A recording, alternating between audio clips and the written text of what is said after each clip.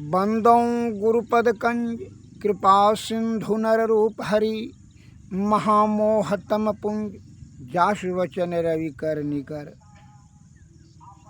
सद्गुरुवे नमः, सद्गुरुवे नमः।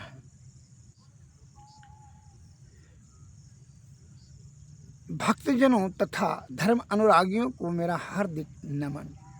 संत वाणी में एक शब्द आया है कि बिनु गुरु नर भव तरई न कोई, जो हरि बिरंच शंकर सम होई।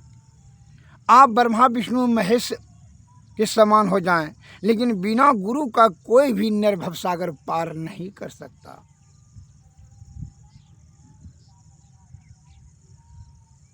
इस जगत में गुरु का स्थान सर्वोच्च बताया गया है। लौकिक और अलौकिक दोनों दृश्य से गुरु का, सद्गुरु का होना अति अनिवार्य है। तब लौकिक और अलौकिक दोनों आनंद और परमानंद की प्राप्ति संभव है। और जब गुरु नहीं मिलेगा तो पथ भ्रष्ट हो जाएगा। क्या वो मन और अहंकार से ही वह सोच कर करके मन अहंकार ने जो जो उसको पाठ पढ़ाएगा वही वही कार्य करेगा। कभी का है उस पर तो अंकुश लगाने वाला नहीं रह जाएगा। मन अहंकार राजा और मन हो जाएगा मंत्री। जो जो कहेगा यह ज्ञान इंद्रिया से जो देखेगा और मन ने जो कहेगा वो राजा ने हाँ हाँ कर देगा। हाँ सही है, तो उसी मन और अहंकार से ही वो कार्य करेगा। और स्वाभाविक बात है कि मन और अहंकार जो है यह जीवात्मा के लिए सबसे बड़ा दुखों का महाकारण है। मन और अहंकार जो है दुर्गुण ही दुर्गुण है, भरा पड़ा है। यह दुर्गुण का एक महासागर है। मन हमेशा नीचे की ओर जाएगा। अहंकार तो कहवे मत, उसका तो कहना ही नहीं है। अहंकार जहाँ आ गया और अहंकार प्रभुता पाही काही मद नाही। कह अंतःकरण प्रबल होता है। चार अंतःकरण मन बुद्धि चित्त और अहंकार। यह मन और अहंकार ने जो है ना चित्त और बुद्धि को परास्त कर करके विजय के उन्माद में जो जो कहता है वही करता है और उसका दुर्गति होता है, भोगना पड़ता है कष्ट जीवात्मा को। अर्थात वह भोग के ही ओर ले जाएगा। मन और अहंकार आप भोग विषय के ही ओर धकेलेगा। उसका प्राकृतिक है, उसमें दुर्गुण यही है। जब तक कि चित्त और बुद्धि से आप कार्य नहीं करेंगे तो लौकिक और अलौकिक कोई सुख और समृद्धि प्राप्त नहीं होगा। तब तक यह जीवात्मा को आनंद और परमानंद कुछ प्राप्त नहीं होगा। तब 84 लाख योनि में अनादिकाल से यह परिभ्रमण करते रहेगा। विषय रूपी दलदल में फंस कर करके जो है भीषण कष्ट पीड़ा में चित्तकार करते रहेगा। कहा है कि विषय रूपी में फंस करके दलदल में फंस कर करके परब्रह्म का रास्ता ही भूल गया है। अब उसके लिए तो गुरु का ही मार्गदर्शन, गुरु का ही कृपा अब उनको जो है परम कल्याण करने में सामर्थ्यवान है। दूसरा कोई उपाय नहीं है। मैं एक लघु कथा बताना चाहता हूँ, सुन लिया जाए ध्यान से। एक राजा के राज्य में तो मंत्री ने राजा साहब को यह पाठ पढ़ा दिया था कि जितना ही साधु महात्मा है यह जो भीख मांग कर करके खाता है, भिक्षुक मांग कर खाता है, कोई काम धंधा नहीं करता है और ये जो है आलसी है, एक नंबर का आलसी है। यह देश के लिए जो है ना, राज्य के लिए बोझा है। व्यर्थ में जो है ना किसान का उपजाया हुआ अन्न यह खाता है और इधर उधर जो झूठों का पखंड करते रहता है। तो राजा साहब ने कहा इसका क्या निवारण होगा। तो मंत्री तो अपना झूठी बढ़ाए और प्रशंसा प्राप्त करने के लिए कुछ से कुछ काम बताएगा, तभी नहीं समझेगा कि मंत्री बड़ा हमारा बुद्धिमान है। कहा कि राजा साहब इसमें जो है ना सब साधु महात्मा को जो है ना पकड़ कर जेल कर दीजिए, बस अपने जो है ना सब भयभीत हो जाएगा, बस ये साधु पनी छोड़ देगा, तब फिर अपना काम करने लगेगा, कर्म क्षेत्र में रह हो जाएगा। कहा हाँ ये बात तो ठीक है। तो जो भी साधु महात्मा आता था सिपाही उसको लाता था पकड़ करके और राज से पकड़ लाता था और बोलता था। मंत्री ने पूछता राजा के सामने में राज दरबार में, इतना जो है दिन से जो बेगारी तू खाया पिया भीख मांग कर करके तुमको शर्म हया नहीं लग है, तो काम नहीं किया जा सकता है भोजन प्राप्त करने के लिए। तो साधु महात्मा कहते थे कि भोजन तो ईश्वर हमको भेजिए देता है, हम ईश्वर को स्मरण करने में अपना समय लगाते हैं, विषय से उतना धन संचय करने का हमको अब लालसा नहीं है, इच्छा नहीं है। कहा ये सब तुम्हारा पाखंडी हम सुनते हैं, इसको पकड़ के भीतर करो। क्या जान लिया है इतना दिन से जो शासक भजन कर रहे हैं 20 बरस 25 बरस से 50 बरस से, क्या जानते हैं। क्योंकि हम तो जानते हैं, बहुत ने कहता था कि ये सभी जो है नाशवान है, ईश्वर ही एक सत्य है, यही तो हम जानते हैं। कोई ये सब तो सब जानता है, चलो भीतर करो सबको। बस 4-5 हज़ार साधु को भीतर कर दिया। अब एक पहुँचे हुए महात्मा जी राज दरबार में आए, क्योंकि इस साधु का महात्मा का जो है ना आदर सम्मान करने के बजाय यह राजा को कौन जो है ये कुमंत्रणा पढ़ा रहा है, जो कि दुर्बुद्धि के कारण से संत महात्मा का ही जो है यह भारी अपमान कर रहा है और उसको दंड, निर्दोष को दंड दिया जा रहा है। ये तो अपराध में वृद्धि हो जाएगी, धर्म का नाश होगा। तो अब धर्म उत्थान करने के लिए जो है एक पहुँचे हुए महात्मा जी राज दरबार में आए। मंत्री जी ने प्रश्न पूछा कि आप जो कितना दिन से सत्संग करते हैं, ये साधु कितना दिन से बने हैं। कुछ 30-40 बरस से बने हैं, 40। क्योंकि क्या जाने इतना दिन से, क्या जाने आप क्या पाए, क्या जाने बताइए तो। क्योंकि हम मौत को जान लिए।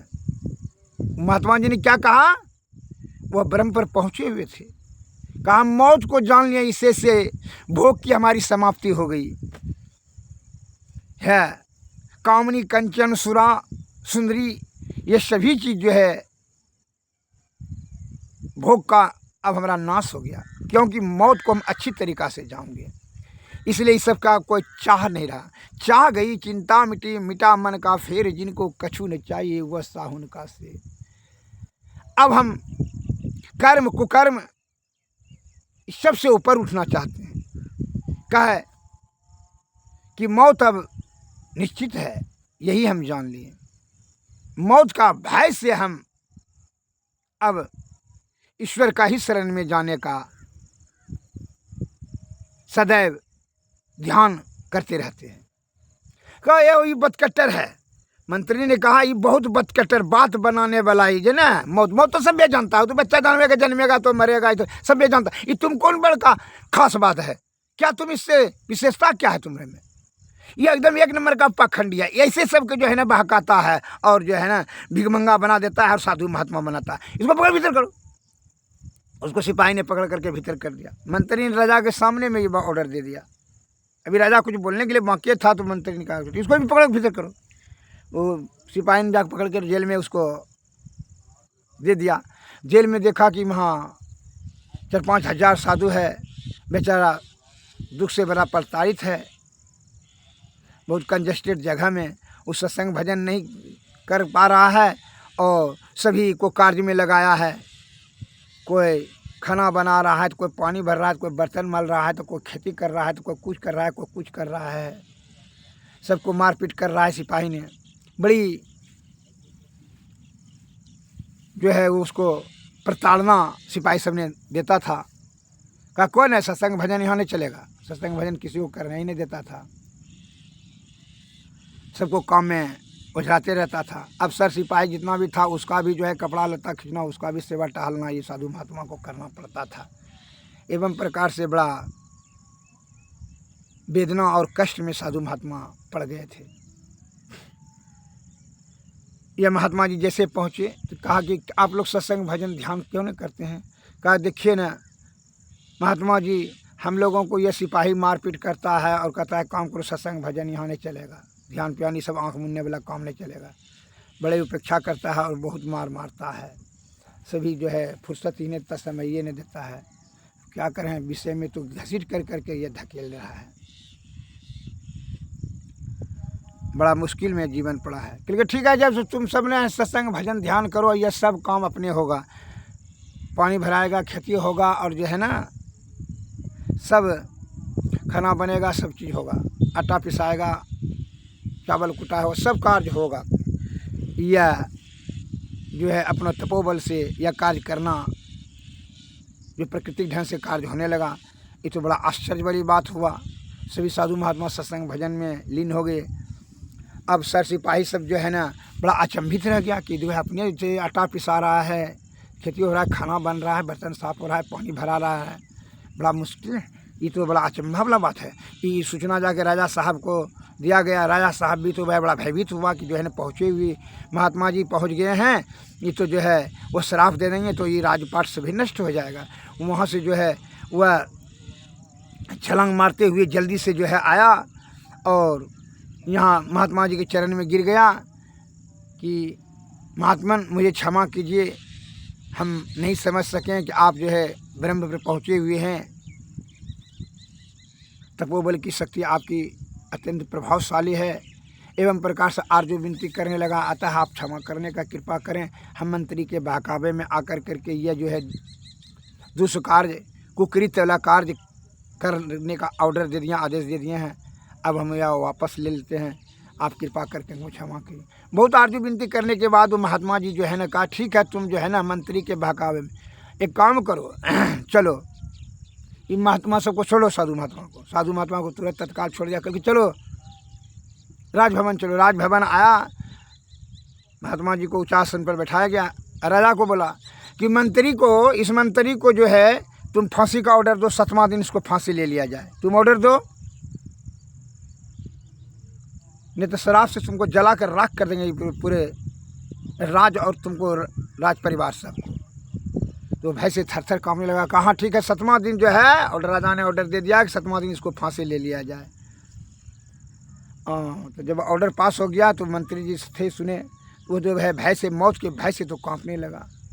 तब वो कहता है वो महात्मा जी ने कि मंत्री जी ठीक है, आपको 7 दिन में जो है 7वां दिन तो फांसी ले लिया जाएगा, आप जो है चलिए हमारे साथ में, आपको राज्य का उपवन, जहाँ जहाँ सुंदर सुंदर वस्तुएं हैं, सुंदर सुंदर स्त्री है, धन संपत्ति है, सोना चांदी जवाहर मोती हीरा, बढ़िया बढ़िया जहाँ भोजन बन रहा है, नृत्य हो रहा है अप्सराओं का, ये सभी को आपको दिखाया जाएगा, माल खजाना इत्यादि सुंदर सही वस्तुएं से सब दर्शन कर लीजिए। 7वां दिन तो आपका मृत्यु तो निश्चित हो ही गया। कहा भगवान,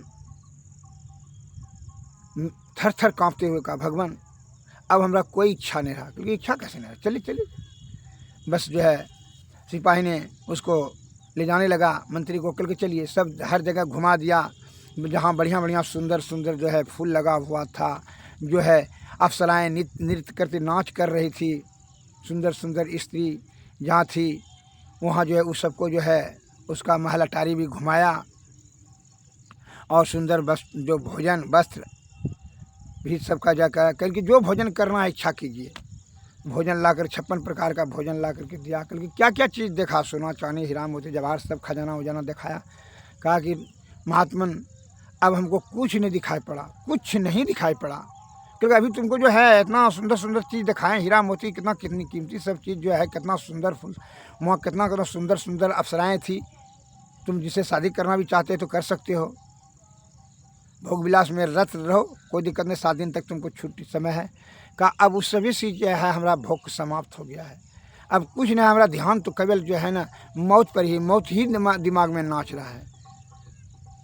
वो तो मुँह सूख रहा था। जितना जितना समय बीत गया, अब 5वां 6ठा दिन बीत गया, अब तो वो जो है भूखे, उसका भूख प्यास सब बैठ गया। शरीर उसका जो है ना बहुत अत्यंत दुर्बल हो गया और मुँह सूखता जा रहा था और आँख से आंसू छर गिर रहा था। मंत्री के कहा, भगवान अब फांसी का समय आकर फांसी की तख्ता पर चढ़ाइए। फांसी की तख्ता वो जो है वह थर थर काँप रहा था और महात्मा जी के चरण में गिर गया। भगवान अब जो है क्षमा कर दीजिए, जो है भोग की समाप्ति हो गई है। सही आपने कहा, उस समय हम जान रहे थे अहंकार में क्या, प्रभुता पाही काहि मद नाही। प्रभुता पाकर के किसको मद ने, वह झूठी प्रसन्नता प्राप्त करने के लिए राजा से और प्रजागण से जो है हमने यह जो है उल्टा सीधा पाठ पढ़ाया। अहंकार से आयुक्त होकर करके अहंकार समाप्त हो गया, विषय की भोग की समाप्ति हो गई। अतः है प्रभु, अब जो है हम किसी चीज़ का भोग हमको नहीं रहा, अब हम आपके शरण में हैं।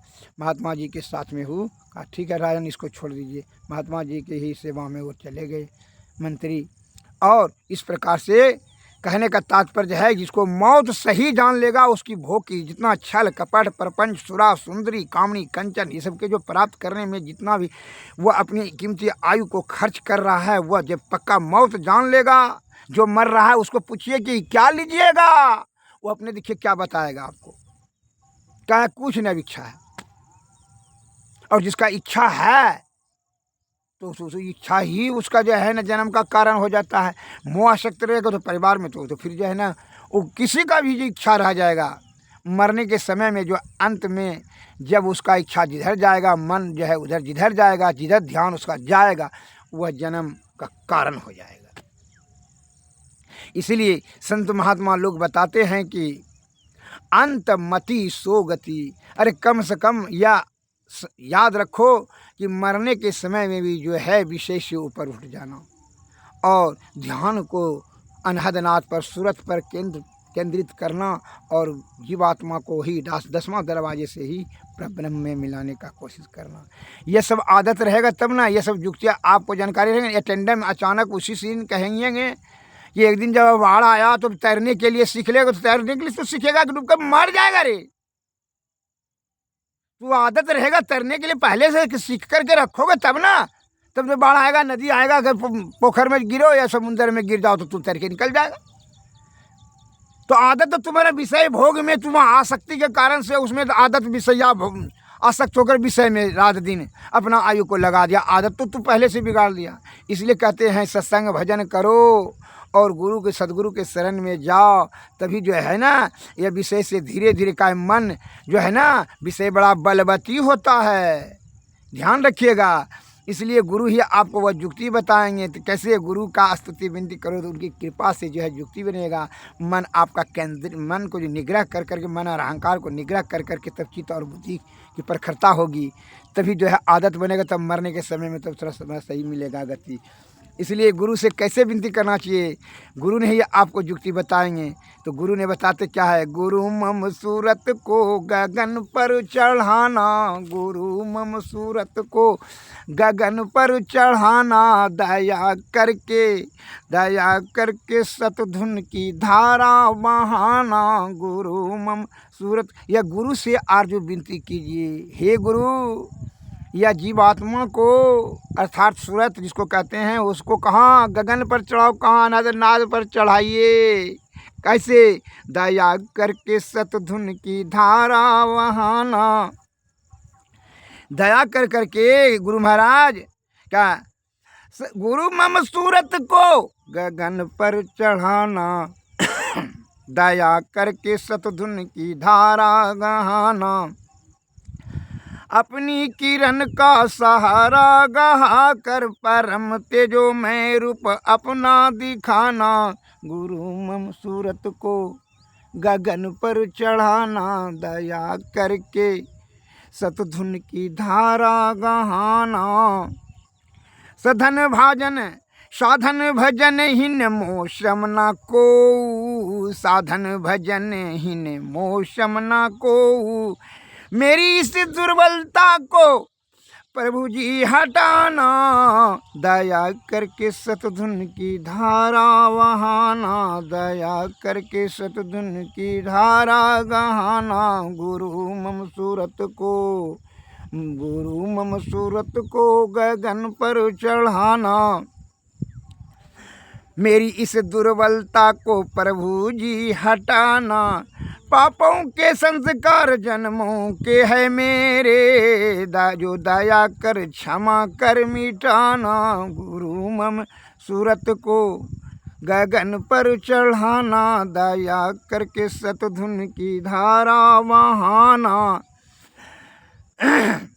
तुमरो बिरद है पतितन को तारन, तुमरो बिरद है पतितन को तारन, अपनो बिरद राखी मैं ही जी निभाना, दया करके सतधुन की धारा गहाना, गुरु मम सूरत को गगन पर चढ़ाना, पापों के संस्कार जन्मों के है मेरे, जो दया कर क्षमा करके मिटाना, गुरु मम सूरत को गगन पर चढ़ाना, दया करके सतधुन की धारा बहाना। सदगुरुवे नमः। गुरु से इस प्रकार जो है आर्य विनती करेंगे, उनकी कृपा से उन्होंने जो है युक्ति बता देंगे आपको कि यह जीवात्मा को कैसे ध्यान केंद्रित करें, और वहीं से जो है आपकी तो क्या होगा, प्राप्ति होगी। परब्रह्म की ओर बढ़ने का वही मार्ग है 10वां दरवाज़ा। और 9 दरवाज़ा में से किसी दरवाजे से अगर मरने के समय में यह जीव सूरत ध्यान जब रहा तो विषय में जो है चला जाएगा, विषय में आसक्ति होने के कारण से वह जन्म ले लेगा, जन्म और 84 लाख योनि में वो चला जाएगा। इसलिए कहते हैं गुरु का ये जो भव रूपी भवसागर रूपी जो है सागर गुरु का ही कहा है। इसलिए कहते हैं शुभम शीघ्रम, शुभ काम शीघ्र करना चाहिए, अशुभ काम में दीर्घता। अतः इस बात को ध्यान रखें कि यह जीव आत्मा जो है, यह तन जो प्रकृति ने बड़ी कृपा करके दिए है, 5 तत्व 25 प्रकृति के 7 धातु और 14 इंद्रियां, कि यह जो तन निर्मित किया प्रकृति ने माँ के उदर में, निरंतर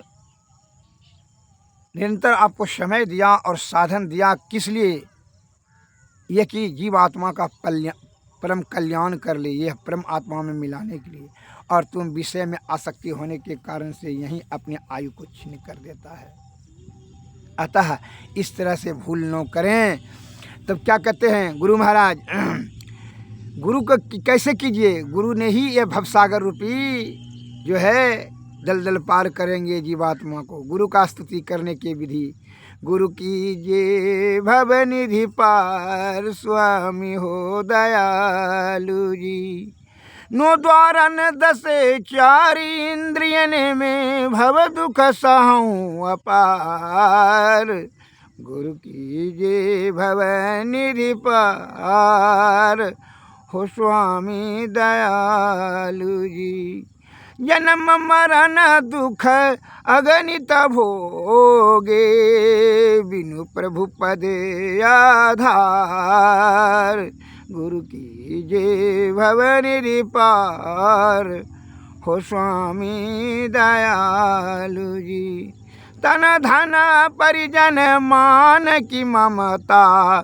फंसी खोयूं ततुसार, गुरु कीजिए भव निधि पार, हो स्वामी दयालु जी, मन यति कठिन करला प्रभु, तजय नो विषय विकार, गुरु कीजिए भव निधि पार, मन दृढ़ हो न लागू प्रभु पद में, होत नमो से समहार, गुरु कीजिए भव निधि पार, जुगन जुगन सो यही विद्या हूँ, अब गुरु करिए उबार, गुरु कीजिए भव निधि पार, हो स्वामी दयालु जी, ईश्वर देव पितर परिजन सो होत न यह उपकार, गुरु कीजिए भव निधि पार, हो स्वामी दयालु जी, यही मैं ही होवत गुरु से ही गुरु की अमित बलिहार, गुरु कीजिए भवनिधि पार, हो स्वामी दयालु जी। हे भाई, मरने के समय में जब यह जीव आत्मा आपका जो है निकलने का परब्रह्म की ओर जाने के लिए प्रयत्न रहेंगे, लेकिन उनको इस बात का ज्ञान नहीं है। भूल गया विषय आसक्त का, जन्म जन्मांतर से ही जो विषय में आसक्त रहने के कारण से ब्रह्म का रास्ता ही भूल गए। ये गुरु की कृपा से ही, इसलिए गुरु की स्तुति करें, यह गुरु की विस्तुति। हे गुरुदेव, इस स्तुति का अर्थ यह होता है कि हे गुरुदेव, मैं जन्म जन्मांतर से जो है यह भव रूपी धार में फंस गया हूँ, विषय के दलदल में, यह माया के नगरी में। अतः इसको उबारिए, मैं अत्यंत दुखी हूँ। दुख और पीड़ा से जीवात्मा जो है नाना प्रकार का जो है कष्ट को सह रहे हैं। आप ही का कृपा से ही अब इसका उद्धार होगा, अर्थात जीवात्मा परमात्मा में मिलेगा। कहने का तात्पर्य यही है। और वह जुक्ति, अरे अंधकार आप जो है बहुत अंधकार रूम में आपको दे दे, घोर अंधियारी में, और आपका जो है दरवाजा ही नहीं मालूम हो, तो कैसे आप निकलिएगा? दिखाई तो वहाँ पड़ नहीं रहा है। तो जब तक कि रोशनी नहीं देगा, कोई टॉर्च लेकर के आए या कोई ज्योति का प्रकाश का साधन नहीं जमा कर देगा, तो फिर कैसे आप दरवाजे निकले? तो वही गुरुमा में तो घुरते रहिएगा। तो वही तो जीवात्मा का दुर्गति है, जो है विषय रूपी जो है ये जो है मैं विषय में भटक रहा है। लोभ मोह मद अहंकार तृष्णा भय क्रोध ईर्षा है, जो है 5 ज्ञान इंद्रियां है, इसी के चक्कर में फर्क, जो कि विषया आसक्त रहता है। इसी में इसी कारण से 84 लाख योनि में जीवात्मा परिभ्रमण कर रहा है। तो 10वां दरवाजे से परब्रह्म का 10वां दरवाजा है, तो गुरु की कृपा से ही न मिलेगा। यह जुक्ति भक्ति जो है गुरु ने से ही प्राप्त होगा, और गुरु से जुक्ति पाकर भक्ति, भक्ति से तब मुक्ति। सद्गुरुवे नमः, सद्गुरुवे नमः, नमस्कार।